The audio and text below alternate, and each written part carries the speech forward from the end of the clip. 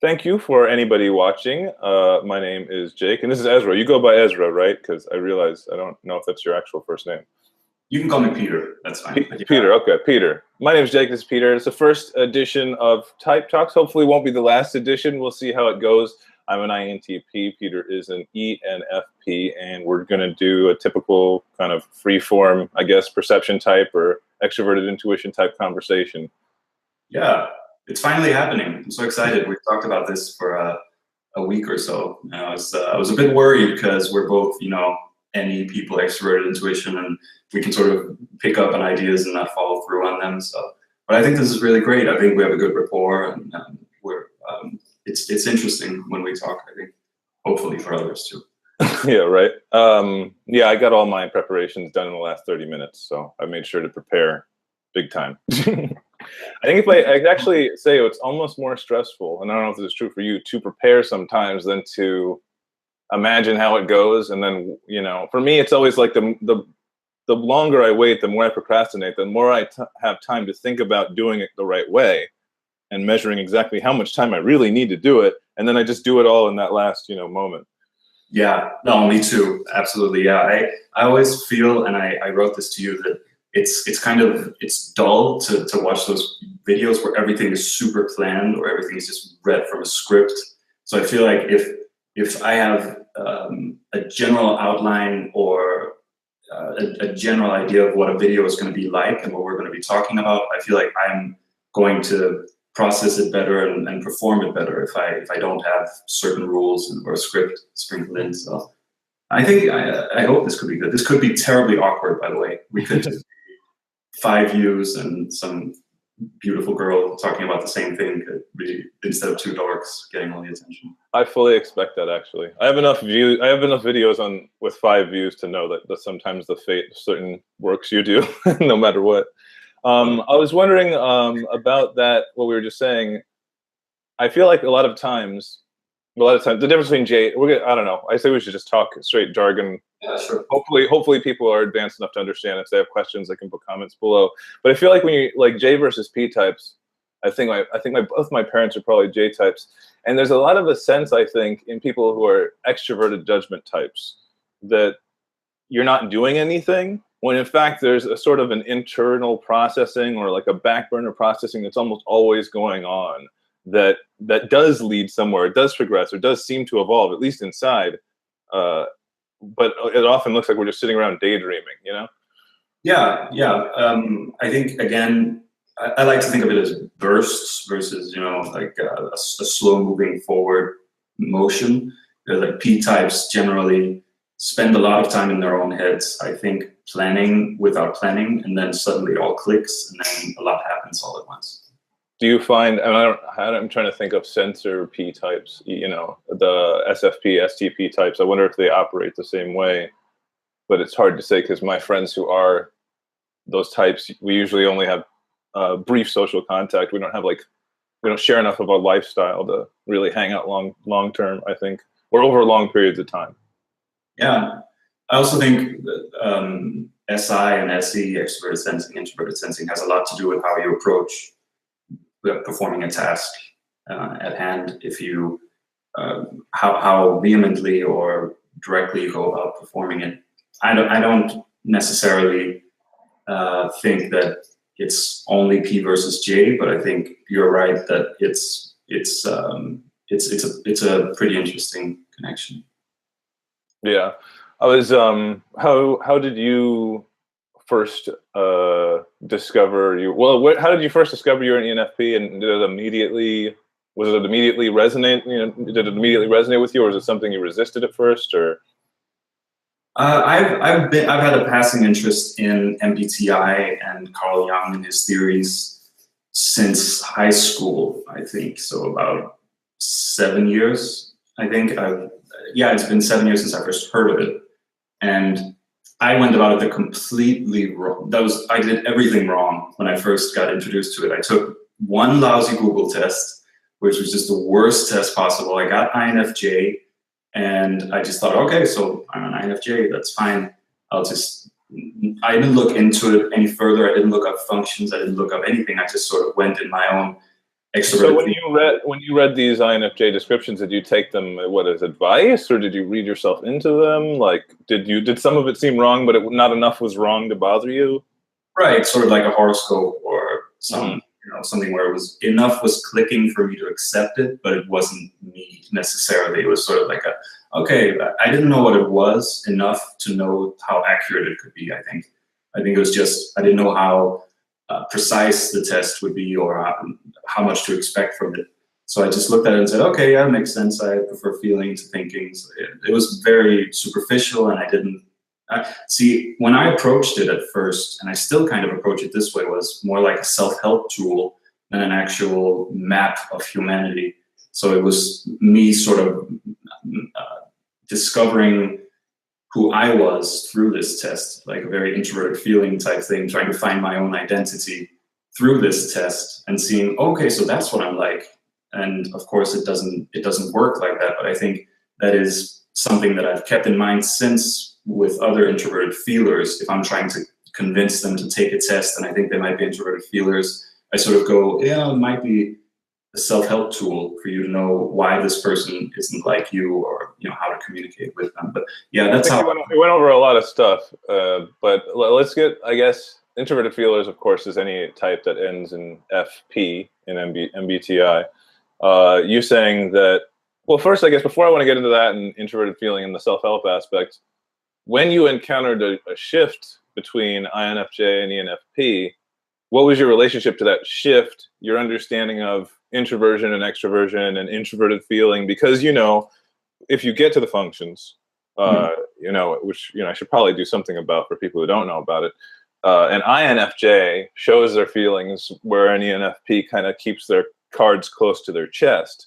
So it can be easy when you're in that mode to, read an introverted description and read those moments where you're in that mode into the description and saying, this has some insight on me. But when you had that shift, what was your, something must have made you really feel even more strongly about the INFJ stuff you were reading when you were reading ENFP stuff to like really make you shift, I would imagine. Absolutely, yeah. I got back into typology when I read up on psychology online, and I got really into that sort of mindset. And I had some friends that were really into it on an online forum. And it was when I started just looking beyond just the pure surface of the system that I recognized that, hold on, I'm probably not an INFJ. And just realizing... When you say looking beyond the surface of the system, what information were you encountering at that time? Just the overall Google vague descriptions of the types. That's what you were not into, but what did you get into that advanced your understanding? I got into I revisited Dave's Superpowers videos, for instance, and he's talked about the functions, and then I Googled MBTI functions and sort of took it from there, like this very roundabout way of learning about it. And kind of led me down the path to realizing that the letter system isn't what it's all about. It's all about the functions. And so when you encountered some material that was, it was like, what is he talking about kind of stuff? Like, what is all this stuff that he's talking about when you first encountered the functions approach? Yeah, absolutely. Yeah, the functions made me realize that I'd gone about it all wrong, and that I had to realize that I had no clue what the difference between extroverted feeling and introverted feeling was. So I had to, for my own sanity, Google it to see what it was, because I had gone for a long time in the back of my mind thinking I'm an INFJ because this one test told me so. So I wanted to test if I was or wasn't an INFJ. And that sort of sparked my whole interest in the whole field and led me down the path of functions and studying the system more. Yeah, I've been doing some work on the famous chapter 10 in Young Psychological Types, where he does the more technical breakdown of the structure of what he's talking about. And it is a lot of private language, and it's tough to get through, but that's where it starts. It starts really there. He posits functions. And although the MBTI letters give us, and this shouldn't be put on, in my opinion, shouldn't be put on the lap of Isabel and Carol Briggs and Myers-Briggs, because their book is much more gives credit to the functional approach and the functions, and how they fit into the structure of everything. It's really the MBTI Foundation that has turned that 4-letter system of notation into a new system of typology with these inventories that fit like more like the ocean system, so that they can have like ocean like inventories. And I'm skeptical of that approach, not because I'm skeptical inherently of it, which I may or may not be, but just because it's so different than where Jung was coming from. I wonder what could possibly be the relationship to the sort of E versus I, S versus N, T versus F, J versus P approach, and then MBTI 2.0 breaking that down into 5 more parts per letter. I just like, it just seems like it's all, and it does. I mean, it's tough to say like, well, no, this is the better way, but I can at least say, well, this is what Jung was talking about. And Isabel and Carol at least put that in, you know, their books about it. But the functions, I know that's a lot more homework, but it did help. I mean, it's the only way, I think, to understand what the letters mean. Oh, I completely agree, especially with all this information and this very superficial interest that a lot of people have in the system, like I did, sort of in a Facebook test kind of way, where it was more like, here's who you are, find out who you are in 5 questions. There's a lot more, it's a lot easier to be mistyped because of that false information or very vague information that's out there written by people that don't know the system that well. So I think in order to really get the good stuff, you have to look at the source. And there's a lot of, I recently made a video, yesterday I made a video about stereotypes at MBTI, and one of the things I didn't mention was that one of the bigger problems, more looming problems with it is that if enough people, if enough ESFPs, for instance, are mistyped as ENFPs, that will change the description of ENFPs going forward, and that will just confuse the system way more. And the same with if an INTJ mistypes as an INTP, for instance, then the INTP description will change, and that will just make the whole system much less meaningful, I think. Yeah, I'm trying to like, I can understand, I'm trying to think of what you're saying. I get what you're saying, and I want to see how I can restate it such that people wouldn't necessarily throw that at the functional approach, because I could see that criticism being thrown at the functional approach. And I guess the difference is because it doesn't seem like, with the way the MBTI Foundation is doing it, that there's like a third leg. It seems like it's like there are people, and then there are the tests, and how people relate to the test. And if the test is wrong, it's sort of like, you know, what do you refer to? Whereas if you could separate the test from the theory and say a test could get better with respect to the theory or more accurate with respect to people, or even less accurate, you would have some way of measuring it. But it doesn't seem like if you don't have the functions, then the MBTI foundational approach sort of stands on its own, and it just states what it says. It's almost like an IQ test where it's like, here's your number, and that's what it is. That's what it is. And it's sort of like, well, what does that number, or in this case, letters, refer to outside of it? And it can't really say, in my opinion, unless it admits there's some kind of functions going on, or has some kind of theory of mind of some kind. Yeah, no, I'm a big fan of functions, and I don't even mind MBTI and the letter system. I think that it's a fine boxed in system that logically makes sense if you figure it out. It's not the most solid system, I think, but it's a way to categorize the different function groupings that makes sense. I think there should be more focus on the functions. There should be more talk about the individual functions and how they work in relation to your 4 main functions, because that is where the meat and potatoes are of why you approach projects like this, why you might not think that belonging in a community is as important as your brother or sister. That's where you find that information that I think is much more valuable than knowing that you're the same type as Johnny Depp and that you're the campaigner. I mean, it's way underrated, and I think the more I learn about the functions behind the letters, the less I feel the need for supplementary systems that are out there.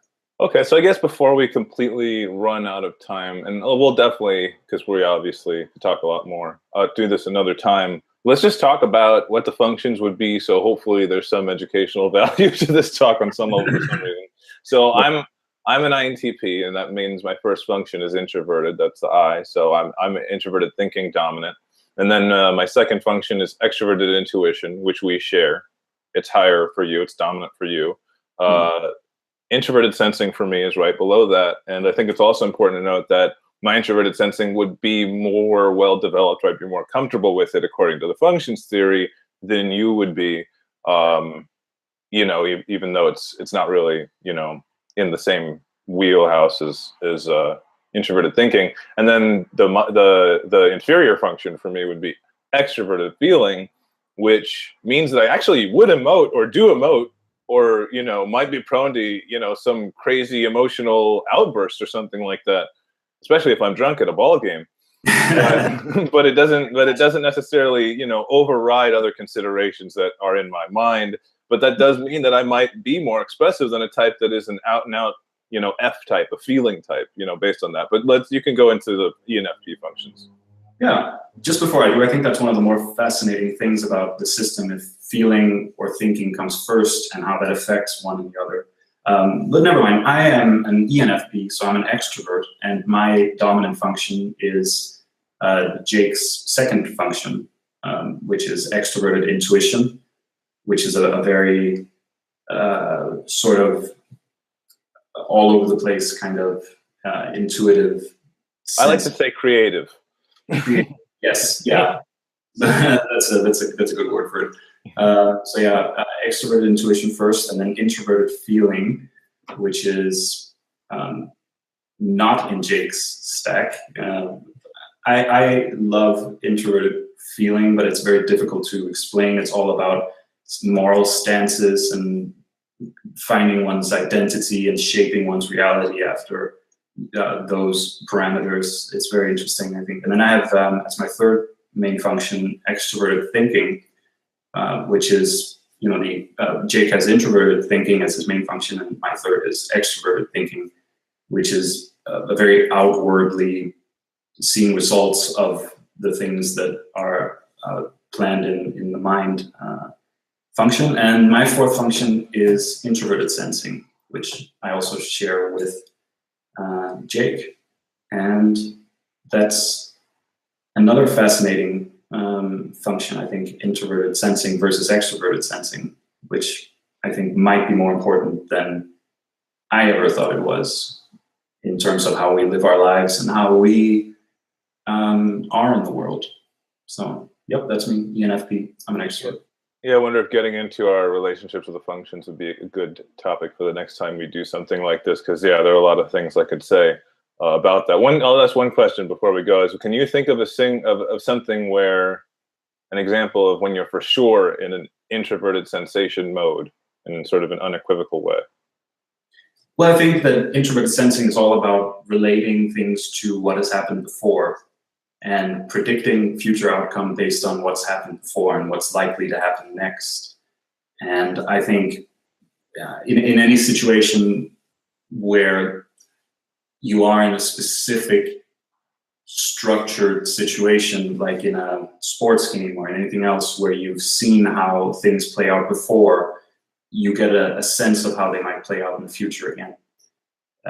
And I think that's sort of the probably the easiest, fast way to explain that situation. Whereas extroverted sensing would be in the moment and much more attentive to the current now and not paying as much attention to what's happened before. Well, let's have both of us. We'll have both of this video on both of our channels. My channel is going to be IRL server, so if you're watching me on Peter's channel, go ahead and check that out. I'm sure he'll be kind enough to link my channel, and I will be linking his channel. Your channel's name? Double Butthole. May I inquire as to the origin of your channel's name? I was thinking what a very family-friendly name for a channel would be, and it just popped out of my mind. It just made sense. Well, if you ever have monetization problems, maybe you can change it to, like, you know, DB2000 or something like that. DB2K. Yeah, right. All right. Well, thanks for showing up on my channel, and we'll do it again. Thank you for anybody watching. Thank you for watching. Leave a comment if you have any questions. Or comments below. And also, we have a Discord chat room if you want to follow the link, or you're already on Discord. We'll go ahead and post a link to the chat. So if you ever want to talk about functions, or maybe, who knows, maybe appear on a future episode, with us, we'd be happy to hear from you and talk to you about typology. That would be awesome. That would be really cool. Do All that. right. Do it. Bye-bye, everybody. Bye.